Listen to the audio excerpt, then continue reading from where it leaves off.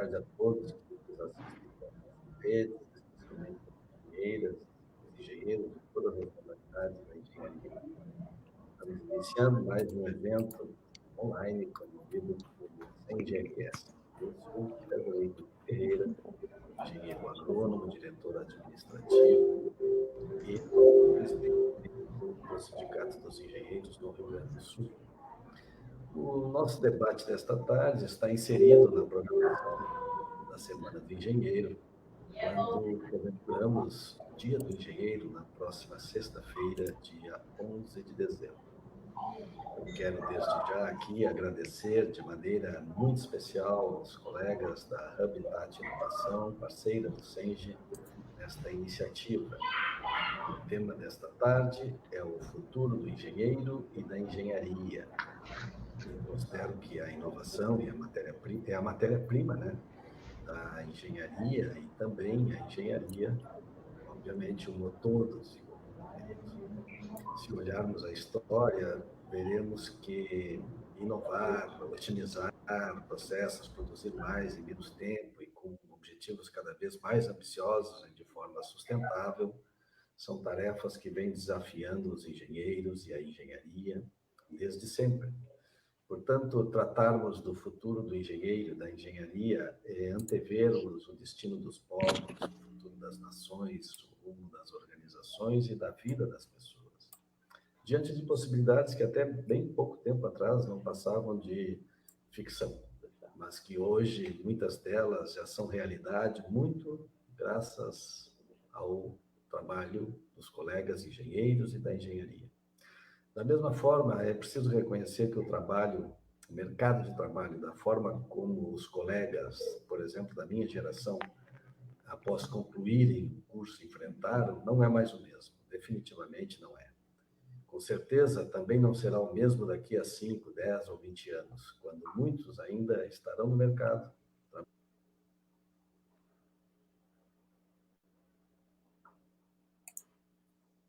trabalhando ao lado de sucessivas gerações de profissionais que se formaram e que se formarão a cada ano. A inovação, a tecnologia e o conhecimento já nos deram provas suficientes, não é, de que da sua expansão exponencial das possibilidades das engenharias. Assim, diante dessa velocidade vertiginosa das transformações, nós vemos com muito bons olhos a inserção desse tema nos ambientes acadêmicos, nas instituições, nas empresas, na sociedade. Considerando ainda o gigantesco desafio, né, que o Brasil precisa enfrentar rumo ao desenvolvimento socioeconômico sustentável, esse debate, então, precisa acontecer. Ele é urgente, é imprescindível. E para encerrar aqui, eu quero saudar mais uma vez a todos e passar o comando para o colega, professor da PUC, Luiz Humberto Vilboc, que também é diretor eleito do nosso SENGE, que fará a moderação deste debate. Desejo a todos, portanto, um excelente evento e mesmo que em ambiente remoto, né, sejam todos muito bem-vindos ao nosso SENGE. Muito bem, eu acho que a palavra está comigo já. Todos me escutam? Tranquilo? Então tá bom, então vamos lá. Em primeiro lugar, uma boa tarde a todos os colegas do nosso sindicato, dos engenheiros do Rio Grande do Sul. Queria cumprimentar, em primeiro lugar, o nosso presidente, né, eleito, o engenheiro César Henrique Ferreira, que já nos anunciou aqui a esse debate online, né, que tem como título O Futuro do Engenheiro e da Engenharia. Fico muito honrado por ter sido chamado para moderar esse debate, introduzir um pouco o tema, com os colegas aqui que estão acompanhando essa live, e tenho a honra de estar aqui, né, rodeado de vários colegas aí com uma larga experiência profissional nesse sentido. Então, com o papel de moderador, eu quero, e de mediador, eu quero ser o mais breve possível, muito embora, como professor, a gente fala muito, né, como estava dizendo com o professor Luiz Carlos, né, mas os meus colegas aqui vão me frear, e eu pretendo aí ser o mais breve possível. Eu venho batendo nessa tecla há muito tempo sobre essa questão do futuro da engenharia e do papel do engenheiro.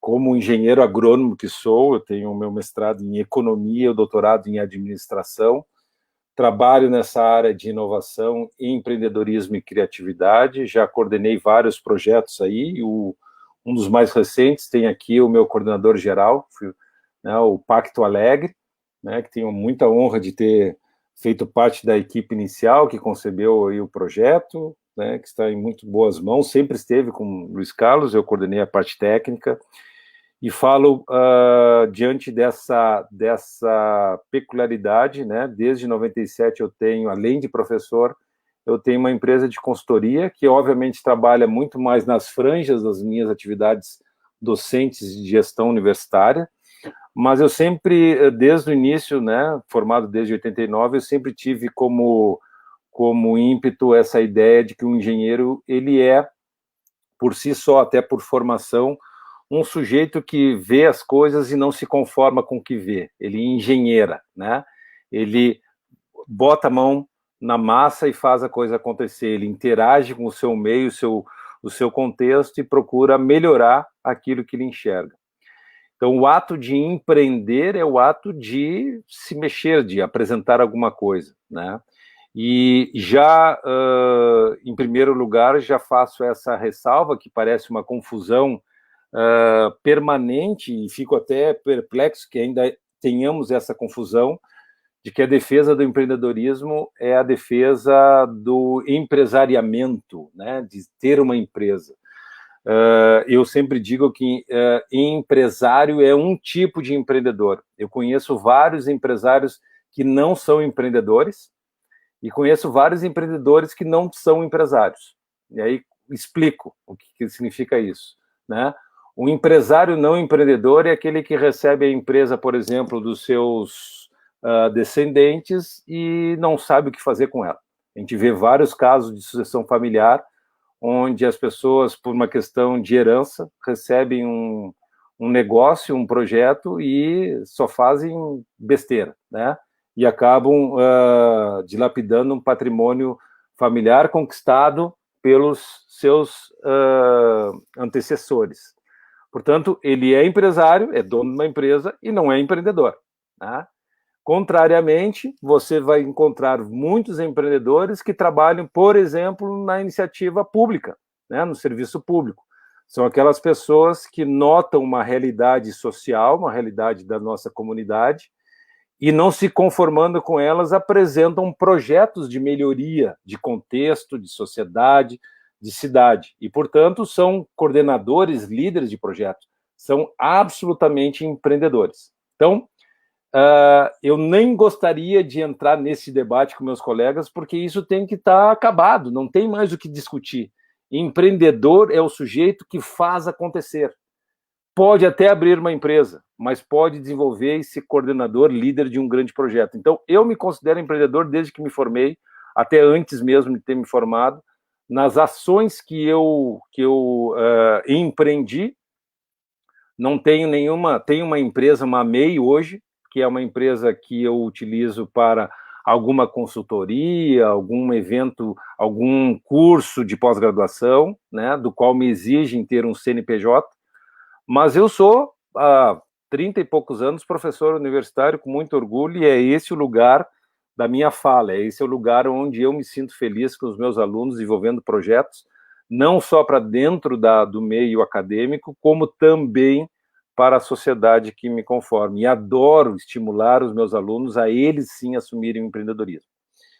Da mesma forma, também gostaria de dizer que nos últimos 10, 15 anos, as minhas disciplinas na universidade são justamente essa que eu venho colocar aqui e provocar os meus colegas convidados para essa mesa. Nós precisamos urgentemente aumentar o ímpeto empreendedor da nossa categoria como engenheiros, porque se nós somos, per si, pessoas que desenvolvem coisas e colocam essas coisas, esses produtos, esses serviços, esses projetos no mercado, na sociedade, nós precisamos com que esses nossos colegas digamos assim, em vias de formação, tenham ferramentas de gestão que eu coaduno como 2 tipos: ferramentas de hard skills, ferramentas técnicas de gestão, de finanças, de marketing, de desenvolvimento de projetos. Temos aí vários organismos, como o PMI, um exemplo, né, de gestão de projetos de desenvolvimento, como também o segundo grande hoje, muito em foco, e eu gostaria de ver na fala dos meus colegas, eu acho que pelo cardápio aqui já me anunciado, vão comentar sobre isso, o que eu considero como as soft skills. O que são as soft skills ou as habilidades soft, né? São a inteligência emocional, a capacidade de articular o seu pensamento e trabalhar em coletividade, liderar grupos, assumir uma postura de comunicação não violenta, de saber buscar recursos para a realização dos seus projetos, de articular e trabalhar com os contraditórios e saber lidar, porque não somos unanimidade e, graças a Deus, vivemos um mundo cada vez mais diverso em todos os níveis, né? Etários, sociais, étnicos, né? Enfim, todas essas questões que estão nos rodeando hoje e o apelo à diversidade, quanto mais diverso o ambiente, mais rico nós temos, porque vamos ter várias lentes atuando sobre um determinado projeto, né? E mais amplo vai ser esse trabalho. Mas essas são skills, de novo, soft skills, absolutamente imprescindíveis para o engenheiro líder de projeto, para aquele que vai conduzir de forma empreendedora os seus projetos, seja no desenvolvimento de um negócio, seja no desenvolvimento de um projeto social da área pública, seja um projeto acadêmico e de pesquisa, né? E isso, para mim, é uma área que precisamos estimular e incentivar cada vez mais ao longo desse percurso. Então, resumindo, né, o que nós temos que agregar, e fico muito feliz nesse debate, nesse momento aqui, discutindo o futuro da nossa carreira, e eu como professor universitário, onde tenho vários futuros engenheiros passando pelas minhas salas de aula, eu sempre digo para os meninos: desenvolvam projetos com alta ambição, com alta responsabilidade social, com alta visão ética, né?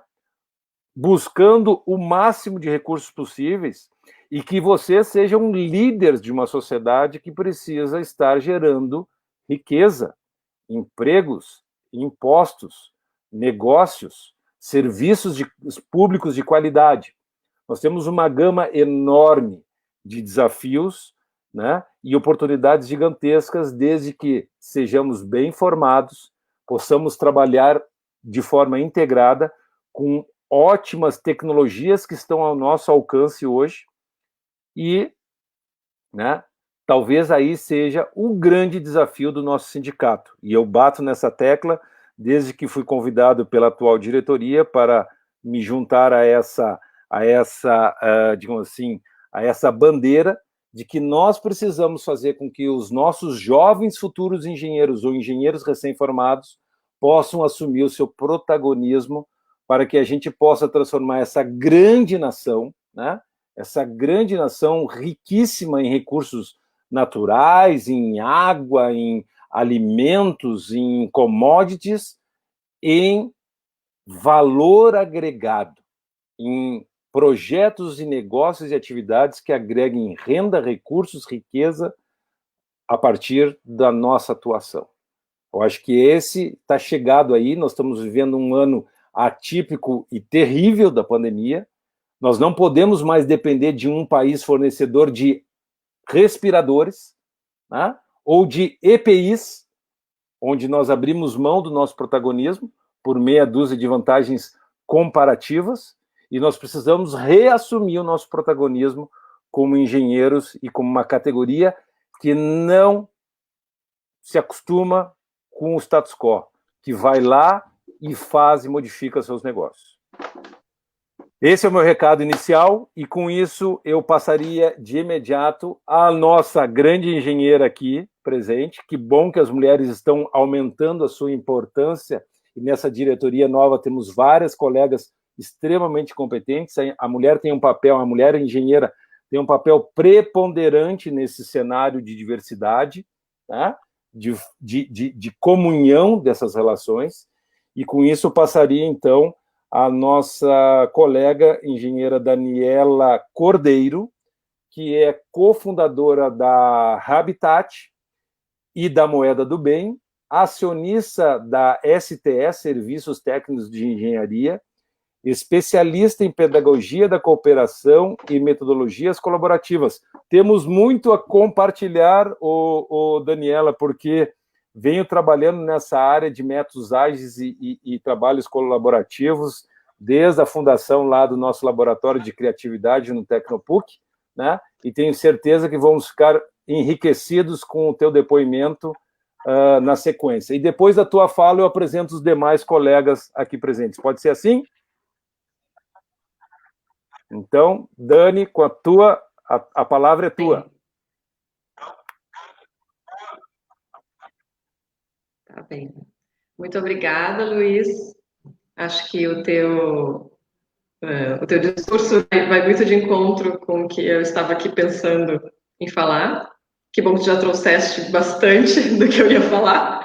Então, assim, a minha fala fica um pouco mais curta e a gente tem mais tempo de compartilhar no fim. Eu sou a Daniela Cordeiro, como ele falou, sou engenheira civil e sou uma das acionistas da STE, sócia do Habitat, junto com o Adriano, que está aqui, e da Moeda do Bem. E a STE, para quem não conhece, é uma empresa de engenharia de 47 anos, tem aproximadamente 600 colaboradores, e é uma empresa de engenharia bem consolidada no mercado. Enfim, eu tenho também uma formação em pedagogia da cooperação, o que me torna uma engenheira um pouquinho diferente, assim, do engenheiro normal. E aí a gente vem para aquele lugar que você estava falando sobre os rótulos que a gente acaba colocando, né? Quando pensamos em engenheiro, o que pensamos? Normalmente homens, né? Inteligente, bom com os números, mais sério, mais racional, né? E aí essa visão acaba limitando muito o que a gente poderia ver daquela pessoa. Antes de a pessoa se apresentar para a gente, se ela disser que é engenheiro, na nossa mente a gente já cria um perfil para aquele engenheiro. E aí a gente já quer colocar aquela pessoa numa caixinha conhecida. E não nos abrimos para aprender com essa pessoa. Então, assim, a minha reflexão aqui muito mais vai ser nesse lugar das soft skills, que tu falou bastante antes, e contar um pouquinho também da minha experiência aqui na STE.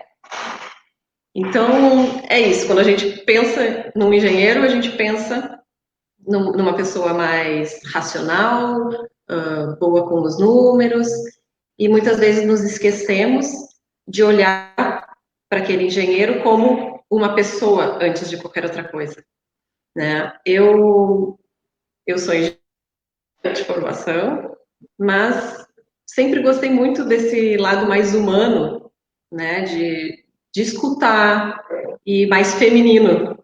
Não digo porque sou mulher, porque os homens também podem ter esse lado feminino, né? De acolhimento, de escuta, de colaboração, né? Muito mais do que a competição. E eu sentia que aqui na STE a gente poderia ir muito mais longe se a gente conversasse uns com os outros. Aqui nós éramos uma empresa de engenharia com os setores muito fechados em si mesmos. Muitas vezes até, a gente vê isso em todos os lugares, né? Não é só na empresa onde eu trabalho, mas nas universidades, nos setores públicos também, que são alguns grupos como se estivessem competindo com outros, sendo que nós estamos no mesmo lugar, e estamos em busca de um mesmo propósito, um propósito comum. E não conseguimos enxergar os outros como ferramentas e como nos ajudar a chegar mais longe. Então, quando eu cheguei aqui na STE e vi que estávamos todos assim muito setorizados e não nos abríamos para conversar uns com os outros e para buscar soluções comuns, eu estava estudando a pedagogia da cooperação e pensei, por que não levar tudo isso que eu estou aprendendo lá para dentro da empresa? Imagina um pouquinho da dificuldade assim de se trazer isso para dentro de uma empresa de, na época, 45 anos, né? E que tem muito daquela coisa, sempre foi assim e sempre deu certo, né? Eu sempre fiz desse jeito e sempre deu certo. E assim, a gente não se perguntava o porquê a gente fazia daquele jeito. E será que não teria um jeito melhor de fazer? Um jeito mais legal, um jeito que desse mais prazer? Porque sim, o trabalho pode ser prazeroso, né? Um jeito que a gente pudesse fazer junto, colaborativamente, que as pessoas fizessem parte, que não é um dizendo como tem que ser feito, né? Eu comecei a questionar isso e aí acabei criando aqui um programa que eu chamei de equipes colaborativas, que era justamente para aplicar as práticas da pedagogia da cooperação dentro da empresa, criando esses ambientes favoráveis para que as pessoas se sentissem tão à vontade que elas poderiam entregar aquilo que elas tinham de melhor. Eu só compartilho o melhor que tem em mim, todo o meu potencial, se eu confio nas pessoas que estão na minha volta.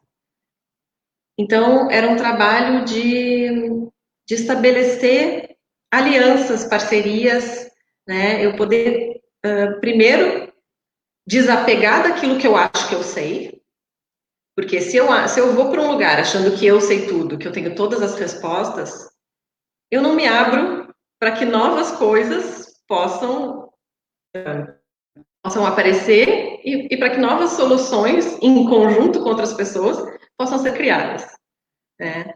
Então, foi muito nesse sentido. Nós fizemos 2 turmas aqui, de 4 encontros de dia inteiro, e tu imagina explicar para os engenheiros aqui, os diretores, de que as pessoas deveriam sair do seu trabalho, perder produtividade durante um dia inteiro, 4 dias, para ficar brincando, né? E, então, assim, é uma mudança muito grande e eu acredito muito que o engenheiro do futuro, e esse futuro já é agora, já está aí, ele tem que ser aberto, ele tem que se adaptar às coisas e ele tem que agir de forma colaborativa. A gente tem que se dar conta de que a gente não faz mais nada sozinho. E que a gente tá todo mundo junto no mesmo. E que eu não tenho todas as respostas. Eu sei o que eu tenho em mim e eu preciso do olhar do outro para que ele me diga aquilo que eu não consigo enxergar. Porque eu não consigo enxergar tudo. A gente tem um filtro, né? É como se a gente usasse um óculos com um filtro, com todos os nossos valores, com todas as nossas crenças, com um monte de sujeira que não nos permite enxergar tudo.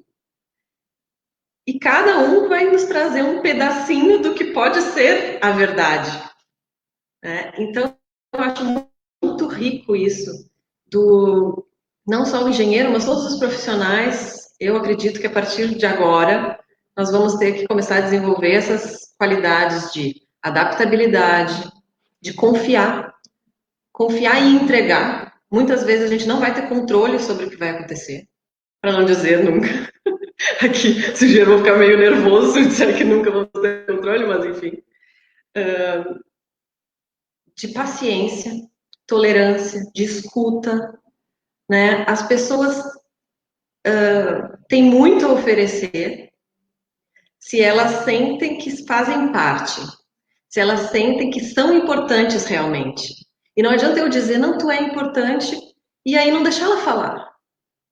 E aí ela me dá uma opinião e eu desconsidero, eu não escuto.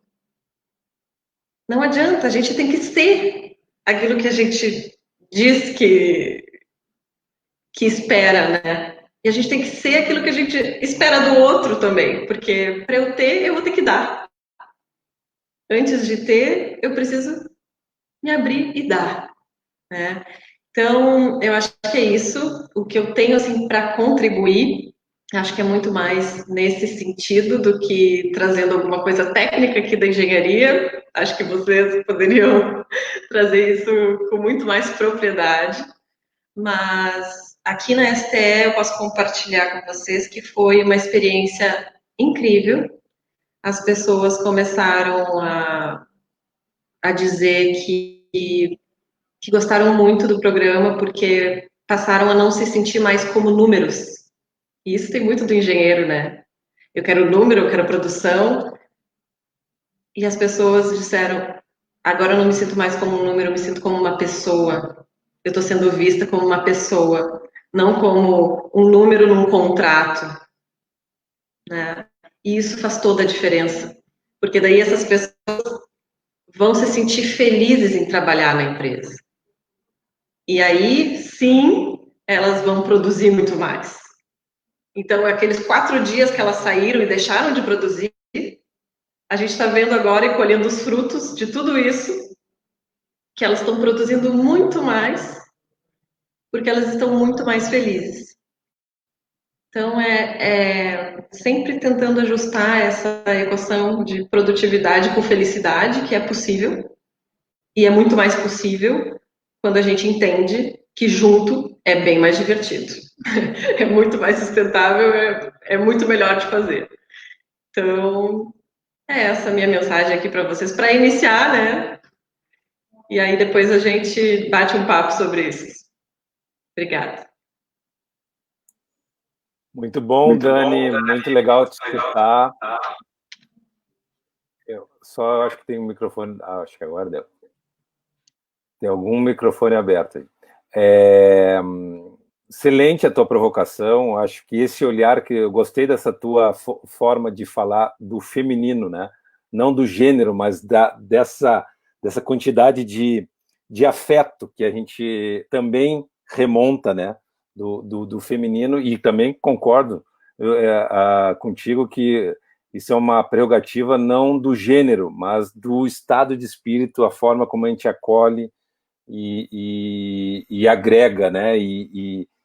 Engaja as pessoas. Muito legal a tua fala, muito legal a tua experiência, né? E essa transformação que realmente, como tu disseste, não deve ter sido muito fácil, porque a gente vem de todo um preconceito, digamos assim, o preconceito não no sentido pejorativo, mas um conceito já pré-estabelecido do engenheiro taylorista, método, né, controle dos movimentos lá, né, do nosso amigo Ford, e a gente vê que isso vai sendo modificado e é necessária essa modificação, sem perder a qualidade do produto acabado, sem perder toda a técnica que está envolvida, mas que a gente pode fazer isso de uma forma mais agregadora, divertida, né, e humana. Vai ser muito legal, depois de ti, escutar o nosso colega Adriano Panassolo, porque ele é teu sócio, é da mesma empresa, é homem, então vamos ver, parece ser um pouco mais velho do que tu, né, deve estar mais tempo nessa empresa, né, e vamos ver esse lado, né, Adriano, se o que a Dani aqui nos comenta realmente está fazendo a diferença na empresa. O Adriano, ele é coordenador do setor de Meio Ambiente e Recursos Hídricos da STE, Serviços Técnicos de Engenharia. Ele atua na busca por inovação e principalmente em avaliação de impacto social. Opa, já não é tão aquele engenheiro hard, né? Já está contaminado, né? Ele é cofundador da Habitat e também da Moeda do Bem. Seria legal também, Adriano, tu poder fazer uma palhinha, que eu acho que a Dani não comentou, do que é a Moeda do Bem, nessa tua fala também, complementar.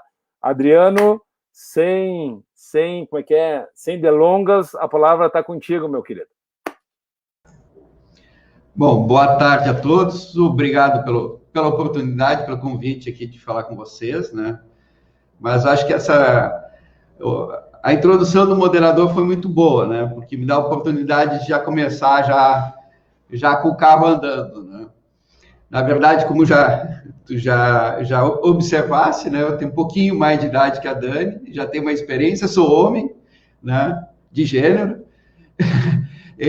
mas tu vai ver que eu sou engenheiro em transformação, que tu também já observasse só no comentário. Então, tu já fizesse um resumo de praticamente tudo que eu ia falar, né?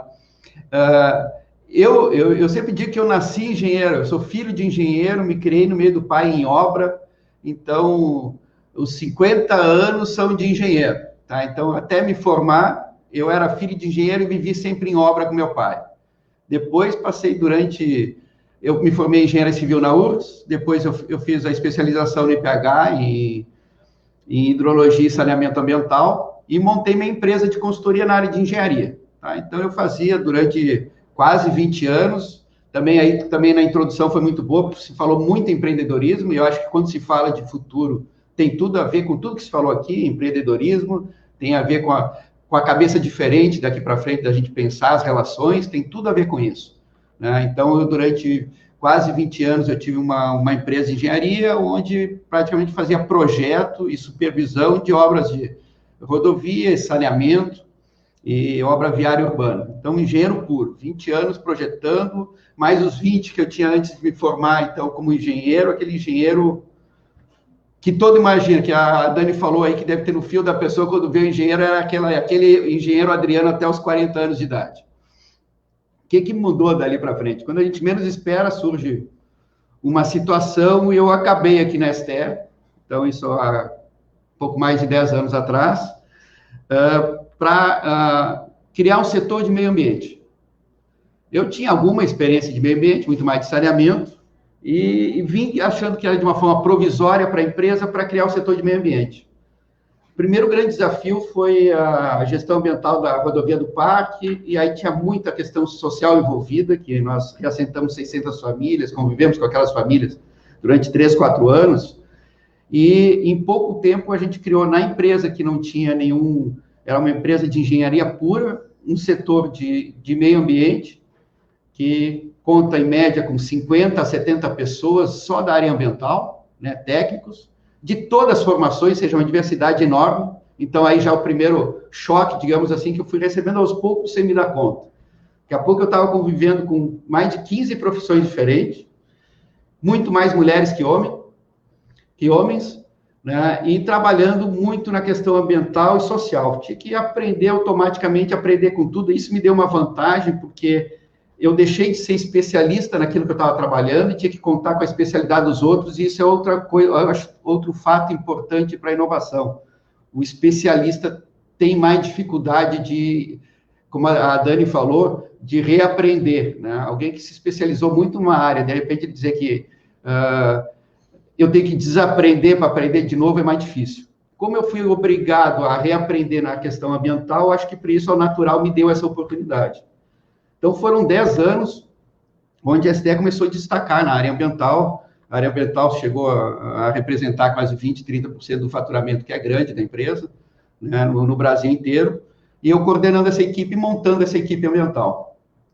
Aí são oportunidades que ocorreram, né, que eu digo, graças a Deus ocorreram, que foi mudando aquele perfil do engenheiro. Então, aqueles 20 anos ou 40 de engenheiro puro, daqui a pouco eu estava trabalhando com o meio ambiente, tendo que aprender e trabalhar e conviver com opiniões completamente diferentes do engenheiro. E durante esses 10 anos, por coordenar o setor ambiental, eu era visto as outros setores da empresa como aquele setor diferente, onde os caras são mais malucos, inventam algumas coisas, a área ambiental, muitas vezes eu mesmo senti... eu acho que eu mesmo me desprestigiava no sentido de achar que a área setor ambiental era menos importante que ser engenheiro, né? Então, e no contato, como a gente faz gestão ambiental de grandes obras de infraestrutura, à frente do meio ambiente, lá com o empreiteiro, ou lá com o DENIT, ou lá com o DAIA, para defender o meio ambiente era a minha cara. Então, eu sabia muito da engenharia e sabia o quanto era desvalorizado o setor ambiental. Então, eu já tive que começar a aprender, isso foi tudo de uma forma, hoje eu observo isso, da gente aprender a não se assustar muito com a questão de que tu pensa diferente. Então, eu acho que isso foi me transformando numa pessoa diferente. E até que em 2017, também outra grande oportunidade, eu fui convidado para um evento de inovação, eu não sabia, assim, sobre tecnologia e inovação, eu não tinha conhecimento nenhum sobre isso, e voltei desse evento com a cabeça, aí sim, transtornada e virada. Né? Foi um dia de um evento que, ouvindo palestras e pessoas, maior parte do Vale do Silício, ou grandes empresas nacionais na questão de inovação, né? E entre todas as palestras, eu sempre ficou aquela imagem que foi a apresentação da Embraer, onde eles apresentaram um projeto que tinha sido assinado, um contrato de um projeto iniciando naquela semana, que era um projeto da Embraer com a Uber, de criar o primeiro carro voador que iria voar na Copa do Mundo de 2022, agora. E ele estava anunciando naquele evento que há uma semana tinha assinado esse contrato, em que em 2022 o transporte ia ser por carros voadores, né? E que logo em seguida ia ter já o Uber voador Campinas-São Paulo, em seguida após 2022, isso lá em 2017. E o slide que eles mostraram foi um slide de uma cidade com os carros voadores. Aí, para quem é próximo da minha idade, aí deve lembrar dos Jetsons, né? Os carros tudo voando. E aí, além de eu estar vendo aquele dia inteiro sobre inovação, aquela imagem do Jetson e do voador eu trabalho numa empresa que é a maior projetista e supervisora de estrada. Esse futuro não tem estrada. O que vai acontecer com essa empresa? Né? E eu voltei de lá, né? E aí, imagina, eu estava em 2017, há uns menos de 10 anos na empresa, coordenava o setor de meio ambiente, mas como é que eu vou chegar nos acionistas da empresa, o dono da empresa, e dizer, olha, a tua empresa tem 45 anos. Na época tinha quase 900 colaboradores, atua no Brasil inteiro. Olha, cuidado que esse negócio pode não dar certo aí pela frente. Não tinha como. Né? Então, eu fui começar a estudar inovação, mas aqui também tem uma abertura muito grande, né, com os acionistas, e aí eu comentei sobre inovação e disse, olha, nós trabalhamos com licitação pública, termo de referência, inovação, não sei se dá certo, mas lá no teu setor, tu é livre para fazer o que tu quiser, desde que tu mantenha o nosso resultado. Então, isso me deu liberdade, e aí eu aprendi uma primeira grande lição, que inovação, para inovar, a gente tem que ter falta de recurso financeiro. Tá? Porque, e problema. Se tu não tem problema, tu não inova. Né? Se tu tem problema, mas tem recurso financeiro, tu compra a solução. Agora, se tu tem problema e não tem recurso financeiro, tu vai ter que inovar obrigatoriamente. Então, isso eu brigava para ter, tipo, uma cota financeira para a inovação e nunca tive. E, no fim, foi uma grande lição, porque aí a gente tem que realmente pensar em inovação e imaginar. Só que eu vim com aquela cabeça muito ainda, apesar de ser um engenheiro diferente já, mas de tecnologia, inovar com tecnologia. E aí eu acho que foi aquelas, eu falei, grandes oportunidades que eu tive na minha vida, e uma delas foi ter cruzado com a Dani aqui dentro. Ela, com o programa que ela falou que estava desenvolvendo aqui dentro, a minha equipe, por ser diferente, foram as primeiras a se candidatar a fazer o programa dela, né? E quando teve a primeira equipe, voltou, eu notei uma diferença naquelas pessoas. E aí, na segunda equipe, eu me candidatei. Eu fui o único coordenador que participei do programa, e aí eu vi, olha, alguma coisa que eu não tinha entendido naqueles, já quase um ano que eu estava estudando inovação, tem tudo a ver com isso aqui, porque para inovar, a primeira coisa que tu tem que perder o medo é de compartilhar ideias, é trocar ideias. Então, aí comecei a mudar isso. Nesse momento, claro que aí a Dani tinha uma proposta aqui dentro de um projeto, eu tinha um de inovação, nós vimos que tinha tudo a ver um com o outro e criamos um projeto único, né, de inovação. E a partir dali ele tomou um outro corpo, né, com muito mais força, acho que um deu força para o outro nos projetos, o dela com muito preconceito, andando, mas com muito preconceito, né, o meu talvez um pouquinho menos de preconceito, mas também sem entender todo, quando nós unimos a força cresceu, né. E aí começou a chegar na alta direção esse entendimento da necessidade de mudança. A gente sempre cita, né, grandes cases, né, de grandes empresas, como a STE sempre foi líder do mercado, que não basta tu ser líder de mercado. Então, tipo, o Blockbuster, existia uma locação em cada esquina, existia uma loja em cada esquina, e a Netflix foi oferecida lá na origem para a Blockbuster. E ela não aceitou porque, não, peraí, eu tenho uma loja cada esquina, o pessoal vai lá, consome, por que alguém vai ficar na internet 2 horas para baixar um filme que eu não vou poder cobrar? Isso aqui não me interessa. O filme digital foi descoberto dentro da Kodak. E a Kodak disse, não, deixa isso aqui, o nosso negócio é vender filme. Né? O filme não, a máquina digital. O nosso negócio é vender filme. Ficou 10 anos lá dentro da Kodak, até que um concorrente se perdeu 10 anos, é coisa que o Musk da Tesla fez o contrário, que ele é um cara muito mais visionário, de não esconder, porque ele sabe, se eu escondo esse meu mercado aqui, eu vou morrer com ele, né? E hoje acabou, não tem mais a Kodak dos filmes. A ST é a mesma coisa, né? Ela é uma grande empresa, mas ela entendeu que não adianta eu ser líder do mercado, estar olhando os competidores e daqui a pouco o meu mercado sumiu, né? Por outro fato que surgiu em termos de inovação. Então, a gente começou a ganhar força, a alta direção entendeu isso e aí começou a acreditar no nosso projeto a crescer. Outro exemplo clássico que a gente vê é que se nós tivéssemos agora, esses eventos da Senge até março, eram todos presenciais, né? Estaria todo mundo numa sala ali fazendo evento presencial. Eu não sei o novo normal daqui para frente, mas acredito que vão ter muito menos eventos presenciais e nós estamos fazendo aqui um evento, né, de forma não presencial. Então, são coisas que as pessoas que ainda têm restrição a achar que as coisas demoram, que não muda, que não vai acontecer na minha carreira, não, enquanto eu estiver trabalhando, isso não vai acontecer. Agora se deu para ver com essa pandemia que vai acontecer tudo muito mais rápido, né? Bom, aí a partir daí, eu nem vi quanto tempo eu tenho, aí depois me dá um toque, se eu chegar nos 10 minutos, eu dou uma parada aqui, a gente continua conversando depois. Na verdade, tem 5 minutos. Então, a partir daí, nós começamos um projeto de inovação na empresa, né? Aí, esse projeto, aí eu e a Dani, não se pensava ainda em Habitat, ou seja, era inovar na empresa, né? Além do setor de meio ambiente, para fazer crescer para a empresa inteira.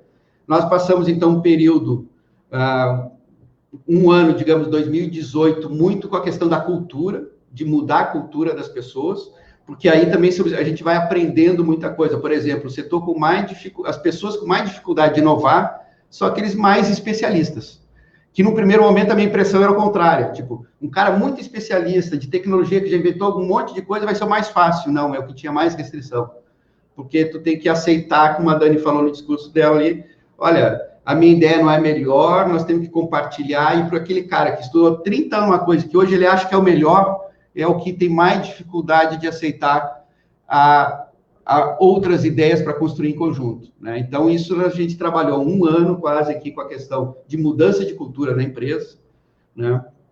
Depois, a partir desse ano, nós tivemos uma consultoria para ajudar a gente a capacitar em termos de inovação aqui dentro.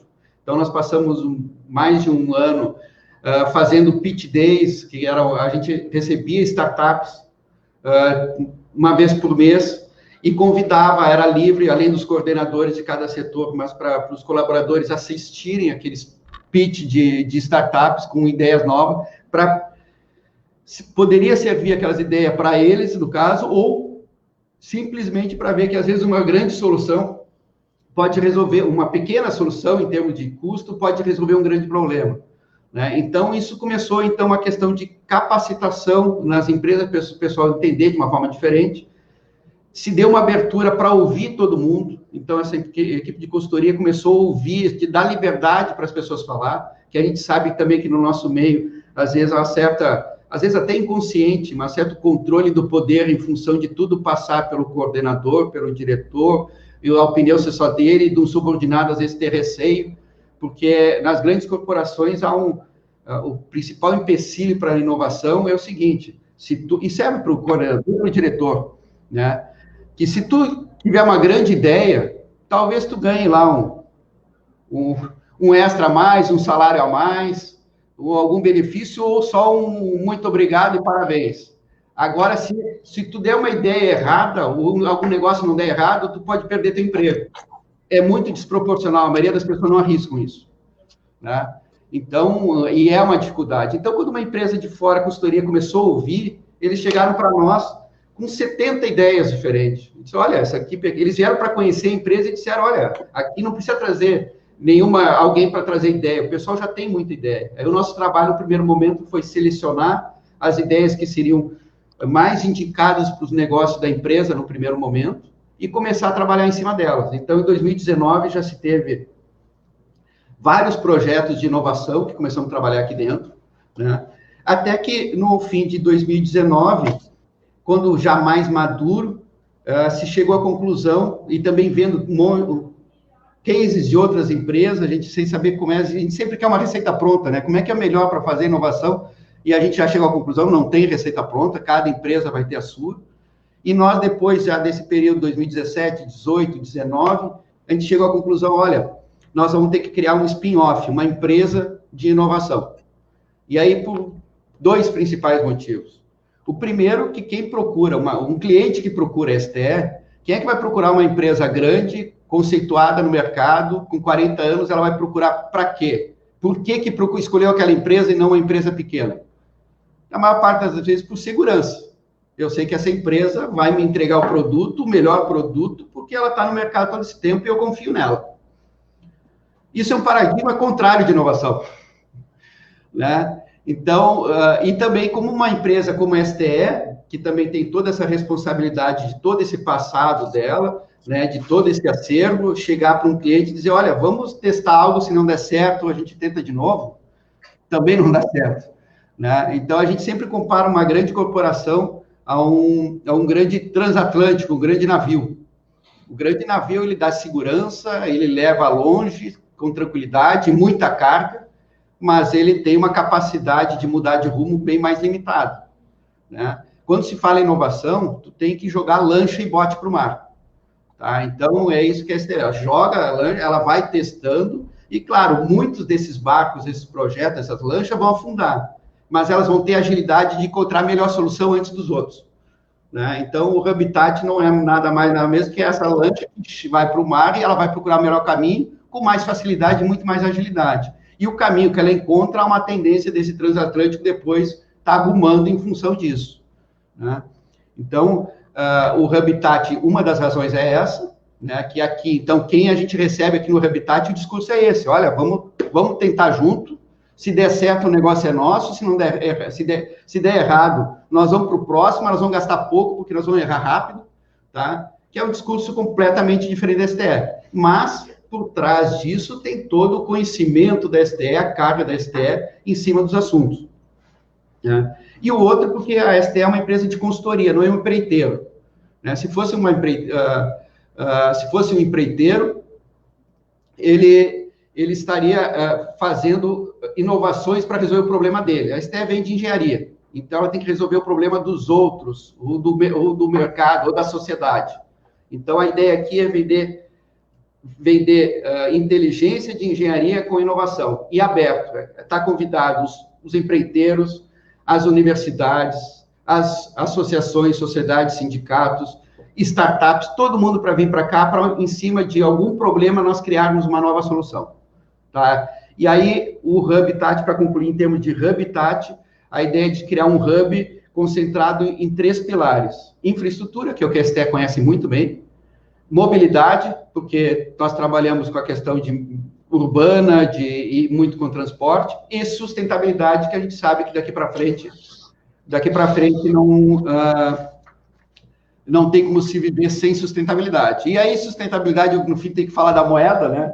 A moeda é um grande sonho que nós podíamos, acho, falar o dia inteiro aqui, que com isso, nessa aproximação minha e da Dani, nós criamos uma startup social em função de uma ideia que surgiu lá atrás, de como a tecnologia, porque a gente vê que a tecnologia, ela traz muita facilidade para quem tem poder aquisitivo. Nós estamos com um celular que pode fazer muita coisa, mas aquelas pessoas que não têm essa oportunidade, elas vão ganhar vantagem com a tecnologia, com a inovação, ou vão ter mais um grupo de desempregados aí na frente? Com esse foco, nós temos o foco da moeda, de trazer inovação e sustentabilidade com foco naquelas pessoas que talvez precisam. Nós queremos investir nisso. Então, aí, a moeda é um projeto que, durante os primeiros 40 dias de pandemia, a gente distribuiu 38 toneladas de alimento para 8 mil pessoas, de forma digital, eu digo, foi à distância, que é um projeto sensacional, né, que a gente fez da moeda. Eu acho que eu para essa introdução aqui. Eu acho que já fui longe, aí vamos conversar. Não, capaz. Eu acho que essa é uma coisa interessante. Quem trabalha com inovação, Adriano, a gente tem muito que falar e a gente se empolga e a gente vê aí a tua experiência e toda essa trajetória tua.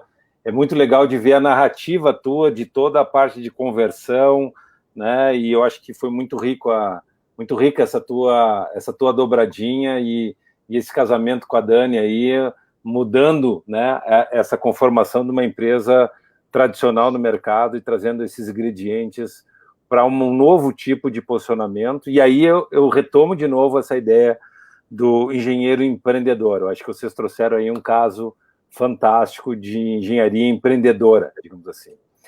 Nesse sentido, e tentando aproveitar o nosso máximo tempo, embora, né, a gente queira fugir dos tempos e movimentos, a gente tem um negócio que nos limita, que é chamado tempo, né? Que o Einstein até tinha um pouco de razão quando ele falava que tempo era relativo, mas quando a coisa flui e é legal, o tempo voa. Não sei por quê. Quando as coisas estão ruins, quando a gente está doente, quando a gente está com uma preocupação, parece que o tempo não passa, né? Agora, quando o papo é legal, ele voa. E aí eu queria, então, com isso, apresentar e introduzir meu grande coordenador aqui, professor Luiz Carlos Pinto da Silva Filho, nome de desembargador, né? O professor Luiz Carlos é uma grande liderança nacional, ele já está passando a fronteira do Estado, ele é um agitador por natureza, um empreendedor fantástico, diretor da nossa escola de engenharia, eu também sou egresso da URGS, tive aula no Centenário, né, e professor aí um grande representante, vem à frente aí de uma série de projetos maravilhosos, um entusiasta aí do poder de colaboração, de coordenação da sociedade, da chamada quádruplice hélice, juntando academia, empresários, empresas, negócios com governo e sociedade. E é muito lindo esse projeto chamado Pacto Alegre, que eu tive a honra de fazer parte, faço parte até hoje, né? Trabalhei fortemente nessa primeira concertação, mas o professor está levando à frente aí uma série de frentes bonitas, apesar de toda a pandemia que nós tivemos que fazer aí, né, pegando o exemplo do Adriano, botar lanchas no mar para poder contornar aqueles projetos que a gente tinha elencado no ano passado, mas estamos vivos, né, com um monte de expectativas na frente. O professor Luiz Carlos também, pelo visto, eu estou rodeado de engenheiros civis aqui, eu só estou respirando pó de concreto. O Carlos não é também? Eu pensei que o Carlos também fosse civil. Né? Não. Ah, bom, então estou mais aliviado. Mas o professor Luiz Carlos, ele é engenheiro civil, trabalha com inovação tecnológica, formação de ecossistemas de inovação, fomenta o empreendedorismo. É uma honra estar contigo aqui. Passo a palavra para ti e eu tenho certeza que tu vai gastar os teus 15 minutos assim, brincando também. Não, vou tentar ser mais curto, mas vamos lá. Vivok, fantástico estar contigo, né? Parceiro de tantas conspirações do bem, né? Do Pacto ao Brothers in Arms e muitas outras, assim, né? Um dos grandes engenheiros empreendedores que a gente tem aqui, que na verdade a gente precisa de empreendedores em todas as áreas, né? Ou seja, a gente precisa da engenharia, precisa de empreendedores. Esse é um espírito do século XXI, acho que é até importante dizer isso, né, logo do início. É prazer ouvir aí, agradecer o convite do Senji, da Nancy, de todos aqueles que se preocupam sempre, né, que o Senji tem esse canal para ajudar a desenvolver os engenheiros, ajudar a entender o que está acontecendo com a nossa profissão. E um prazer aí ouvir o Adriano, a Dani, eu já tinha ouvido um pouquinho do trabalho de vocês, prazer conhecer os dois. E o Carlos foi meu companheiro de doutorado, a gente tem uma longa história lá, né, de estar em Manchester juntos, né, pensando a gente mal antecipava o que ia acontecer desde a pandemia até tudo que a gente está vivendo hoje em dia. Bom, vamos lá. Muito bacana, né? Realmente transformador. A gente tem uma nova mirada de engenheiros, Adriano.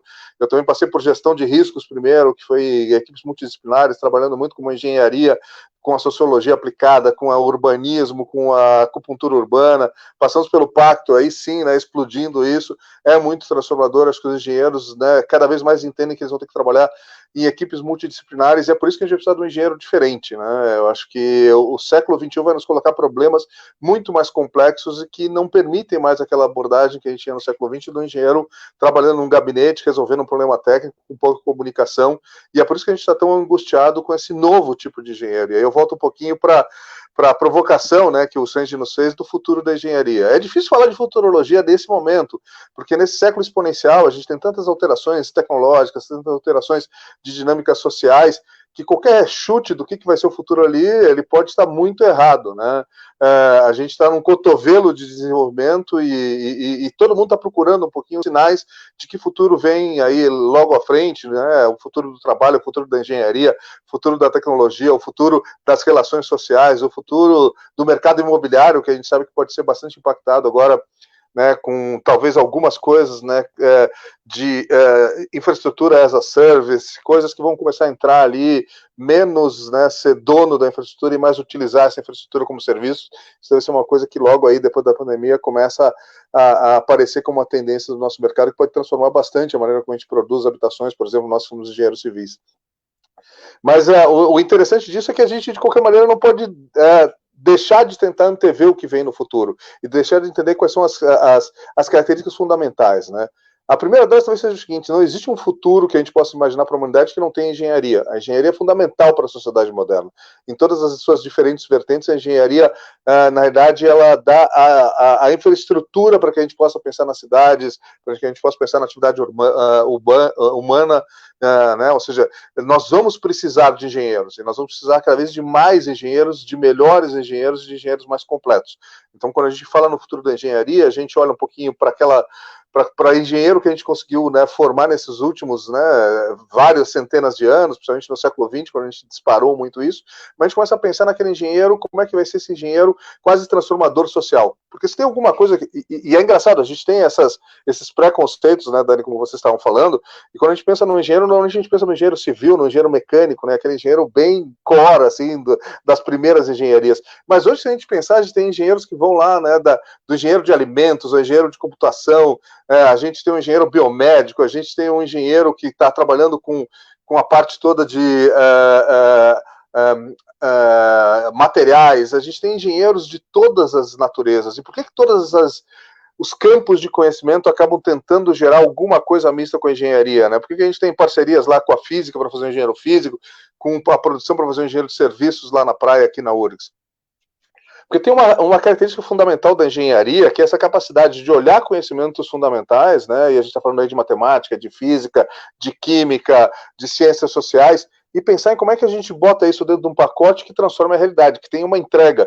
Essa questão pragmática do engenheiro, né, eu acho que é o que de alguma maneira diferencia ou identifica, né, é uma linha mestra que une os engenheiros, e por isso que a gente fala muito dessa capacidade de resolução de problemas do engenheiro, né? Na hora H a gente não adianta dizer, peraí, não desenvolvemos ainda a teoria física mais adequada, aquele modelo matemático não está muito bom, não vou construir o prédio, não vou fazer a estrada, não vou fazer a máquina, não vou fazer o alimento. Não, a gente tem que fazer um coeficiente de ajuste, a gente tem que tentar usar alguma questão pragmática, mas a gente precisa produzir, a gente precisa transformar a realidade, a gente precisa criar materiais, a gente precisa avançar, a gente precisa dar bem-estar para as pessoas. Então o engenheiro é obrigado a ter uma base teórica muito boa, mas ele tem capaz de se reinventar, né? E mais do que isso, de ter coragem de testar as coisas na prática, né? Com as limitações que a gente sabe que tem muitos dos conhecimentos. Então essa questão do engenheiro, ele tem uma semente criativa e empreendedora, que muitas vezes é o que permite que a gente leve engenheiros lá para o campo das finanças, que a gente leve engenheiros, né, quando teve aquela crise dos anos 80, para dentro do Tribunal Eleitoral para fazer as urnas eletrônicas, para dentro do sistema bancário para fazer a automação bancária do país. Foram esses engenheiros que, de alguma maneira, trabalhando com outras profissões, criaram coisas que hoje assombram, assim, né, e fazem o país ser líder em muitos desses campos. Mas o engenheiro, ele precisa cada vez mais de protagonismo, de senso de propósito. Eu acho que a gente, nessa virada de século, a sociedade inteira está buscando um senso de propósito maior. Não é à toa que a gente vem discutindo, né, embora a gente já tivesse isso desde os anos 70, 80, a questão da sustentabilidade, hoje a gente tem um senso de urgência em relação à sustentabilidade muito maior. A gente sabe que o nosso tempo para fazer mudanças está se esgotando, que as mudanças precisam ser mais rápidas. Essa lógica de startup que a gente tanto fala aqui, né, Vilvoc, esse senso de que assim, é necessário agir agora, não adianta estar fazendo planejamentos de muito longo prazo sem ir para a prática testar isso, aprender, né, porque a prática normalmente nos surpreende. E eu acho que a gente começa a ter um engenheiro diferente nessa virada de século. Ele começa a ter que sair do seu casulo, né, técnico, e começar a se relacionar com outras áreas. E isso vai ser cada vez mais necessário, porque a gente tem tecnologias tão transformadoras, né, que daqui a pouco a gente vai ter, sei lá, boa parte da produção tradicional na engenharia civil, nosso campo aí, talvez seja feita por robôs daqui a um pouquinho. A gente tem inteligências artificiais que estão fazendo boa parte, né, de diagnóstico, seja na saúde, seja de textos legais em cima dos advogados. Então, o reposicionamento dos profissionais, como, né, na parte criativa, na parte de relacionamento, na parte de troca de ideias, ela vai ser fundamental. E não é à toa, então, que a gente vê essa transformação, e a URGS é uma das líderes nisso, a gente dentro da lógica da aliança, né, a grande aliança URGS, PUC e Unicinos, está trabalhando com o pessoal da PUC e também da Unicinos, que vem das diretrizes curriculares nacionais, né? Ou seja, a gente discutindo muito dessas coisas que a gente está, dessas angústias desse engenheiro que certamente vai ter que ainda ter esse core técnico, mas precisa de mais habilidades sociais, precisa ter mais conexão das ferramentas que ele recebe na engenharia, né? A gente fala muito sobre a questão de gestão de projetos, o engenheiro que seja capaz de entender a complexidade do seu projeto, se relacionar com outras disciplinas, que seja capaz de expor suas ideias, né, que, portanto, tem que ter experiências durante a formação desse engenheiro que permitam que ele desenvolva esse lado humano necessário, né, para a gente poder lidar com, inclusive, a divergência de visões, né, que precisa se reconhecer a divergência para achar a convergência e para poder transformar a sociedade, né? O engenheiro, ele passa a ser um ator ativo da sociedade, ele tem muito poder de transformação, mas ele tem que conseguir entender esse diálogo. Então, a gente, dentro das diretrizes, a gente começa todo um caminho novo em que a gente abandona um pouco toda a lógica do século XX, né, do número de disciplinas. O engenheiro fez resistência dos materiais, ele fez lá cálculo estrutural, ele fez programação 1 e 2, ponto, tá, é engenheiro porque passou por todas aquelas disciplinas. Isso funcionava, mas a gente precisa mais do que isso. Agora a gente precisa ter certeza que a gente desenvolveu essa competência de que o engenheiro é capaz de integrar aqueles conhecimentos, né, que ele é capaz de fazer senso de como é que uma coisa se relaciona com a outra e como é que isso vai estar impactado por limitações ambientais, por limitações econômicas, que eu vou ter que fazer trade-offs, né? A gente fala muito, né, que a gente ensinava os engenheiros muitas vezes a fazer coisas novas, mas pouco ensinava eles a trabalhar com a implementação disso, né, com todas as suas dificuldades na prática, né? Então acho que a gente aí começa a sinalizar um pouco o que vai ser essa nova engenharia. Vai ser um engenheiro que vai ter que ter essas habilidades diferenciadas. E para isso está todo mundo pensando em como é que a gente vai oferecer essas práticas já desde cedo. Assim como a gente vai ter que pensar, e talvez o Senji seja um ator fundamental em relação a isso, como é que a gente capacita, transforma essa mesma experiência que tu teve, Adriano, que eu também tive, né, com a inovação, com a gestão de risco. Nós vamos ter que expor os nossos engenheiros mais antigos a um pouco disso também.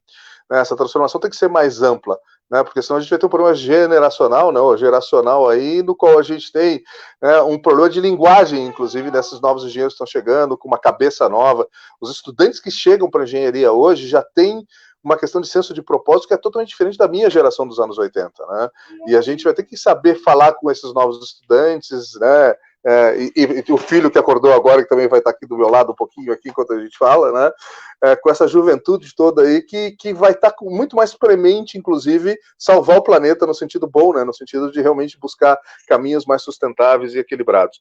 Então a gente está passando essa transformação e eu vejo esse engenheiro, uma das coisas que a gente vai precisar é essa questão do relacionamento interpessoal, e outra é a questão do relacionamento com os dados, né? No momento que a gente gera grandes nuvens de dados, que a gente vai ter uma automação ubíquota, né? Ou seja, em todos os locais aí, quase todas as engenharias vão ter que ter uma noção de como se relacionar com esses dados, como a gente talvez não tenha tido na nossa relação, né? Ou seja, todos os nossos engenheiros vão ter que ter um pouquinho de ciência de dados dentro deles, por quê? Porque eles vão estar recebendo muito mais input de dados, né, em real time do que toda a nossa geração. Então a gente vai ter que talvez repensar um pouquinho a formação desses engenheiros, a gente vai ter que repensar um pouquinho as experiências que a gente vai dar, né? A gente está começando a introduzir muito num projeto piloto aí do PMG, né, que é essa rede de 8 universidades estão pensando muito na transformação do ensino de engenharia, junto com alguns dos melhores parceiros americanos, que é como a gente introduz no próprio currículo experiências que vão permitir que esse cara trabalhe mais em equipe, seja mais criativo, tenha mais liberdade, né, que possa falhar mais vezes, né, Vilvoc, que é tão importante na cultura da inovação, né, a gente tolerar a falha, que é uma coisa que a gente não tolerava, porque uma falha do engenheiro, né, nos aspectos técnicos, ela custa muito caro, ela vai causar muitos danos, perder vidas. Calma. Então, assim, já quase indo para o final, porque eu vou ter que dar um atendimento aqui, a esposa saiu aqui, eu estou com ele, tá? A complexidade, essas ondas novas, e é muito bacana ver que algumas empresas já estão começando a sentir isso, as novas gerações, né? Se a gente vê a Randon, que é uma empresa que tem muita engenharia, a liderança que foi feita, como eles criaram a Hélice primeiro, como eles abriram para inovação aberta, como eles criaram agora o Hub da Conexo, como eles estão trazendo, né, gente de fora para trabalhar nos seus problemas e se reinventando. Por quê? Porque a gente tem uma sensação de permanência, né? De que o nosso mercado, só porque deu certo até hoje, vai continuar dando certo. Eu quero que a SDE, de alguma maneira, recebeu de ti de que as coisas vão mudar. Então, talvez essa mensagem tenha que ficar no ar, né? Nós precisamos de novos engenheiros preparados, inclusive, para fazer frente a um século que vai ter muitas mudanças. Para isso vai ser fundamental que a gente transforme a cabeça das pessoas e que a gente transforme as nossas empresas. E aí acho que a gente pode interagir um pouquinho nessa discussão aí. Estamos juntos nessa transformação de cidades, de engenharia, de empresas, de pessoas, que é para a gente fazer uma sociedade melhor, né? Que a engenharia, que a inovação seja um meio para a gente poder fazer mais qualidade de vida das pessoas nesse século XXI. Abração, gente. Muito legal, Luiz Carlos. E engenheiro também tem que cuidar de filho, né? Ainda mais isso também hoje. Muito bom, eu sabia que o Luiz Carlos é uma verdadeira metralhadora, tem muito conteúdo, é legal a gente ver aqui a aliança juntas, eu representando a PUC, o Luiz Carlos a URGS, e agora, de imediato, eu passo ao colega Carlos Alberto Mendes Moraes. O Carlos, ele é pesquisador em desenvolvimento e extensão inovadora do CNPq, professor nos cursos de mestrado e doutorado da engenharia civil, por isso que eu pensei que tu era engenheiro civil, Carlos, da Unicinos, coordenou 80 projetos de pesquisa tecnológicos, possui 9 patentes, então, além de dar aula, ele também trabalha, né? 3 patentes depositadas, 6 concedidas, 6 desenhos industriais concedidos, então, um sujeito aí de uma larga experiência, um grande currículo, tenho certeza que ele vai fazer um fechamento bacana nessa rodada aí, discutindo o futuro do engenheiro, que é tudo isso que o Luiz Carlos falou, e que o Carlos vai dar sequência aí. Está contigo o bastão, Carlos. Está mutado ainda, está mutado, Carlos. Eu não estou te escutando. Alguém... Vem cá, mamãe já vai estar... Alô? Vem cá, não, papai. Não escutei, só estou escutando o Luiz Carlos. Luiz Carlos, calma. Luiz Carlos, tu desliga o teu microfone, Luiz Carlos. Não estou te escutando. Quem sabe tu tira o teu microfone do... agora voltou. Agora deu. Agora voltou. É um problema de engenharia. Funcionando até agora. Então vamos... Meu problema... Eu vou colocar de volta agora, vai funcionar. Lá, faz parte. Quem sabe faz ao vivo. Tá, beleza. E agora? Então, contigo, Carlos. Maravilha. Funcionou, né? Pequeno... que a gente tem que resetar e voltar de novo. Questão da modernidade. Bom, eu agradeço aí ao Senji, a Nancy em especial, o convite. Obrigado, Vilvoc, pela apresentação. E como eu tinha já dito lá no fundo, antes de começar, né, ser o último, o meu caderno aqui só foi riscando tudo que vocês já falaram e que fazia parte também da minha fala. Mas acho que o Luiz, conheço também de longa data, aí, foi realmente uma metralhadora. Mas, assim, eu acho que a experiência de cada um de nós traz, né, alguma coisa a mais sempre naquilo que a gente pode estar falando do futuro do engenheiro, do futuro da engenharia, né? Ainda bem que a temática não foi o engenheiro do futuro, né? E daí é mais complexo ainda de falar, mas vou na linha do Luiz, né? A engenharia vai continuar, né? Acho que nós vamos depender muito e cada vez mais da engenharia, mas uma engenharia diferente mesmo. eu fiquei pensando muito ao longo das falas de vocês, né? Eu sou engenheiro do século XX e sou um professor de engenharia do século XXI, né? E a gente, se olhar para trás, a gente vê uma diferença fantástica, assim, do que nos era impelido, né? Então, eu era um engenheiro da linearidade, então até essa palavra não apareceu muito. Então, eu era um engenheiro linear, um engenheiro que tinha que dar lucro, né? Então, cada vez que alguém de uma empresa para fazer palestra para nós, alunos de engenharia no século XX, ele dizia que nós éramos sinônimos de lucro. Não dá lucro, está fora, né? E acho que o engenheiro que vem para o século XXI, ele é um engenheiro, ou a engenharia tem que encarar ele de uma forma diferente, né? E ele tem que encarar a engenharia também de uma forma diferente.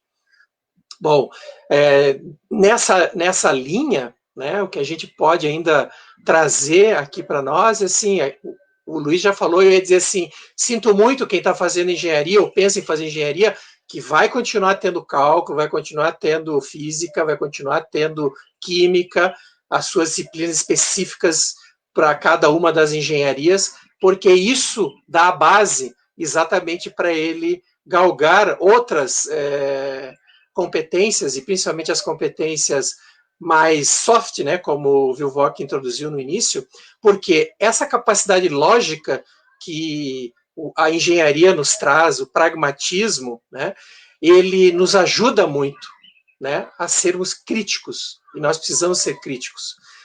O engenheiro, isso trazendo algumas expressões que ainda não foram comentadas, mas que estão dentro daquilo que já foi falado, né, cada vez mais nós precisamos ter uma análise crítica dos processos muito aguçada. Quando se fala aqui, os colegas trouxeram, questão social, ele é um ser social, ele tem que ser colaborativo, ele tem que pensar na questão ambiental, ele está dentro de um sistema econômico, né, de um sistema político e de um sistema cultural, né, que traz uma série de diversidades, né, cada vez mais estabelecidas e cada vez mais importantes para a gente em termos como cidadão, né? Então, quando a gente fala hoje em sustentabilidade, acaba já não sendo mais somente o tripé da sustentabilidade social, econômico e ambiental, mas nós somos seres políticos também, nós temos posições, né? E essas posições, assim, aquela ideia do engenheiro relatório, né, ela não pode mais existir no século XXI e no que vem à frente, né? Ele é um ser social, e como sendo um ser social, ele tem que estabelecer uma série de competências que são necessárias. A gente passou muitos anos na nossa formação tendo aquela disciplina de economia, por exemplo, que é uma disciplina que era assim, a gente achava aquilo como caça-níquel, né? É mais uma daquelas que engenheiro, mas eu não posso me preocupar com isso. Não, eu tenho que me preocupar com a questão econômica, né? E a questão econômica hoje toma um outro patamar, porque ela se relaciona com a questão ambiental fortemente e com a questão social. Já foi falado aqui, né? Não tem mais como dissociar isso. E na formação do engenheiro é fundamental ele pensar isso. Então, ele está se reengenheirando, ou se reciclando, ou se reinventando. São palavras que já vieram aqui também, né? Então, o engenheiro, esse que está sendo formado no século XXI, ele não pode se pensar nesse pragmatismo do engenheiro relatório, o engenheiro que dá resultado numérico no final de determinado processo. Ele tem que ser um engenheiro que tem pensamento sistêmico, né? E, digamos, isso já trouxe, e ética. E, ao mesmo tempo, como todos trouxeram a questão da inovação e do empreendedorismo, correr risco, né? Eu acho que o engenheiro do século XX, né, e eu me coloco, penso na minha formação, se exigia muito pouco da gente correr risco. Não, a gente tinha que dar resultado, né? E a gente não podia correr risco, né? E aí a gente vai para pós-graduação, mestrado, doutorado, e ali começa a se falar um pouco que a gente pode correr riscos, né? E hoje a gente volta para a graduação no século XXI e faz os alunos errarem propositalmente para ele poder ver que ele tem que correr o risco, ao mesmo tempo um risco que ao longo do tempo tem que ser muito bem calculado para, obviamente, né, não trazer problemas financeiros para a empresa que ele representa como empreendedor, ou um empreendedor como empresário, ou empreendedor, como o próprio Vilvoc falou, que eu também acho, o empreendedor dentro das próprias empresas já estabelecidas. E talvez esse seja o mais difícil, né? E esse talvez seja o maior desafio das nossas empresas já consolidadas e implementadas, né? Aceitar o empreendedorismo e aceitar o engenheiro empreendedor, o engenheiro que cria, o engenheiro que vai mudar, né, como a Daniela e o Adriano comentaram aí, que vem trazendo para dentro da empresa que eles aqui estão representando. Enfim, eu trabalho na área ambiental, né, trabalho eu sou engenheiro metalúrgico, né, talvez, se não a mais, mas uma das engenharias de base, né, estabelecidas no mundo, né, uma engenharia que trabalha com os materiais. E aí eu vou dar minha última agregação ao evento, né, que quando a gente hoje pensa esse engenheiro, esse futuro da engenharia, a gente tem que pensar uma engenharia circular, né? Uma engenharia que não é mais linear, ela não pode ser linear. Caso contrário, não só engenharia nós não vamos ter, mas um planeta, né, sustentável e habitável. Então, a circularidade na economia e nos processos produtivos vai ser fundamental. Ela está sendo cada vez mais fundamental. Por quê? Eu, como engenheiro metalúrgico, trabalho com uma outra questão, que é a questão dos materiais, né? Porque os materiais são finitos, né? Nós estamos falando aqui na questão de dados, né? Cada vez se manipula mais dados, cada vez a automação toma mais conta do nosso dia a dia. A indústria 4.0, que está sendo tão discutida hoje, mas ela só vai se consolidar se a gente tiver processos e produtos sustentáveis. E para isso, nós em breve não teremos mais determinados materiais fundamentais para que a indústria 4.0 funcione, porque ela depende dos nossos dispositivos eletrônicos, consequentemente dos semicondutores, coisinhas minúsculas, mas que esses materiais e metais eles estão em extinção no planeta, né? E aí como é que a gente resolve isso tudo se nós temos que continuar crescendo, como disse bem o Luiz agora há pouco, nós temos que continuar desenvolvendo tecnologia. A nossa sociedade humana exige isso. Portanto, nós temos que reaprender, e aí o engenheiro, né, isso que eu trago muito para dentro das minhas atividades acadêmicas de gestão e gerenciamento ambiental, o engenheiro tem que se reinventar quando ele pensa em desenvolver algum novo processo ou novo produto. Ele tem que pensar em tudo isso que já foi dito aqui, e mais na questão da circularidade. Ele tem que pensar que o produto dele, todinho, tem que voltar depois do consumo.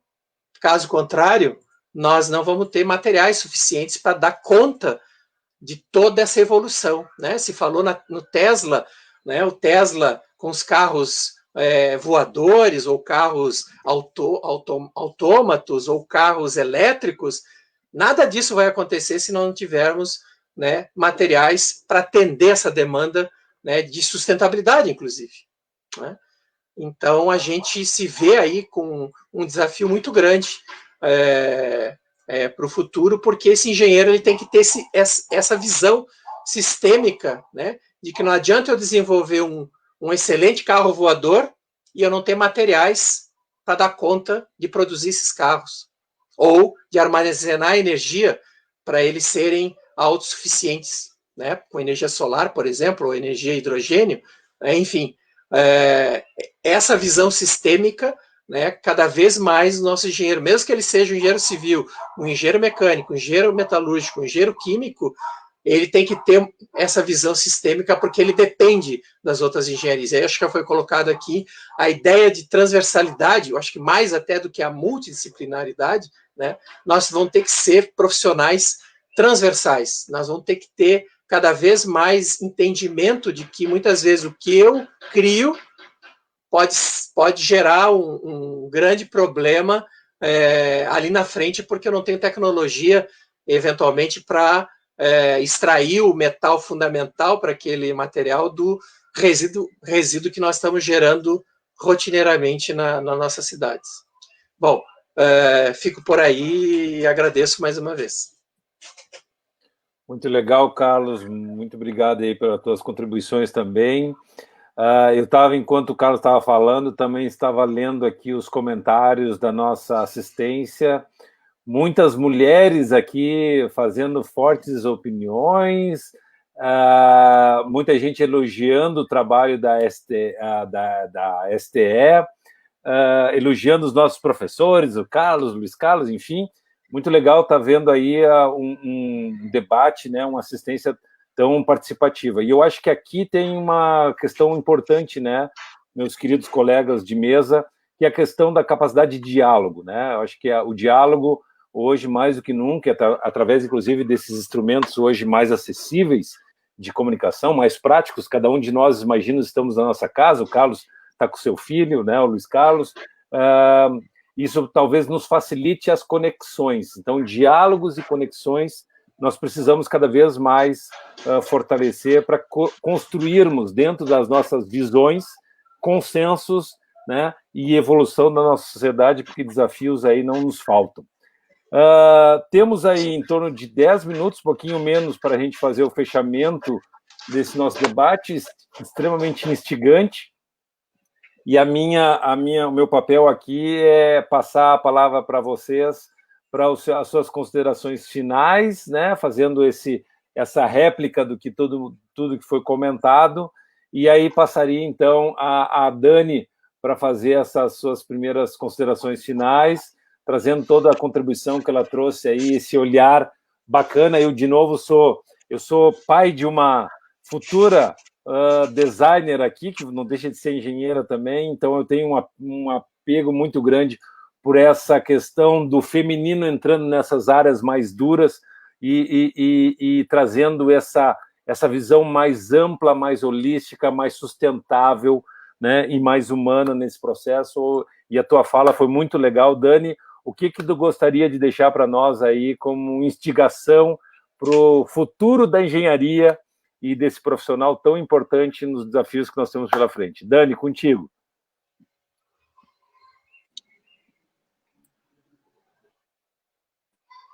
Primeiro, agradecer, né, a oportunidade de estar aqui e de estar ouvindo todos vocês e aprendendo bastante. Contribuições muito relevantes aqui, eu escutei, gostei muito de participar. Eu acho que a questão que vocês falaram bastante sobre o empreendedorismo, né, sobre ser intraempreendedor, e sobre as dificuldades que eu falei que estava enfrentando aqui ao fazer esse projeto, e que o Adriano trouxe que talvez o meu projeto tivesse um pouco de preconceito quando chegou, enfim, e o dele, com relação à inovação, fosse um pouco mais fácil de ser colocado, mas eu acredito que não é bem assim. Quando tu tenta inovar dentro de uma empresa e está todo mundo fazendo sempre daquele mesmo jeito, né, as pessoas têm medo. Elas acham, bom, e daí? Agora, então, quer dizer que eu não vou mais ser necessário? Porque tem muito isso de achar que existe um perfil inovador e que todo mundo tem que ter aquele perfil. E não é verdade, a gente precisa daquela pessoa que vai sentar e vai fazer um relatório, e a gente precisa daquela pessoa que vai ter novas ideias, e a gente precisa daquela outra pessoa que vai realizar aquelas ideias que o outro não consegue realizar. Então, são diversos os perfis que a gente precisa, e todos são muito importantes. Eu acho que essa é a minha contribuição final aqui, para que ninguém fique pensando assim, putz, então o engenheiro do futuro tem que ser tudo isso. Sim, tem que ser multidisciplinar, com certeza, tem que agregar mais de uma função, não vai ser, eu vou fazer só isso, mas ele tem a sua característica própria, né? Ele tem que fazer muito bem aquilo que ele sabe fazer muito bem. E sempre está cercado de pessoas em que ele confia e que ele sabe, bom, isso aqui não é para mim. Isso aqui é para aquele perfil, para aquela pessoa, então eu vou pedir ajuda dela, vou pedir para ela fazer. Enfim, é construir a rede, né? Como tu bem falaste, Carlos, não é linear, é um sistema. Então nós estamos todos conectados e somos interdependentes, né? O que eu fizer aqui, o outro lá vai sentir o impacto. Então, nós podemos definir o que cada um faz e todos são importantes. Essa é a minha contribuição final. Muito obrigada. Te agradeço muito, Dani, muito boa, muito rica a tua exposição, bastante desafiadora e mostra aí tendência de futuro, com certeza. Adriano, tuas considerações nessa linha aí, ou em outras provocações que tu venhas a nos colocar aí, nesses minutinhos que nos restam. Como eu acho que usei demais o tempo antes, vou tentar ser o mais sucinto, mais breve agora. Primeiro, agradecer muito essa oportunidade, né, de troca de informações aqui, mas eu acho que como recado final é que, primeiro, nós não temos que ter medo, né, a Dani já falou isso, eu acho que o engenheiro do futuro é aquele engenheiro, como todo mundo já falou, né, o engenheiro já do presente é aquele que não pode ter medo de desafios, né, o maior medo que a gente tem que ter é de ficar parado, porque aí é atropelado. Acho que a grande oportunidade dessa pandemia, imagina aquela empresa, sei lá, um tipo de serviço, um restaurante, que foram, acho que, os mais impactados, um tipo de serviço que o cara tinha tudo planejado, a vida inteira, 15 anos, o meu programa, meu projeto agora, meu restaurante vai ter isso, eu vou ter tudo aquilo.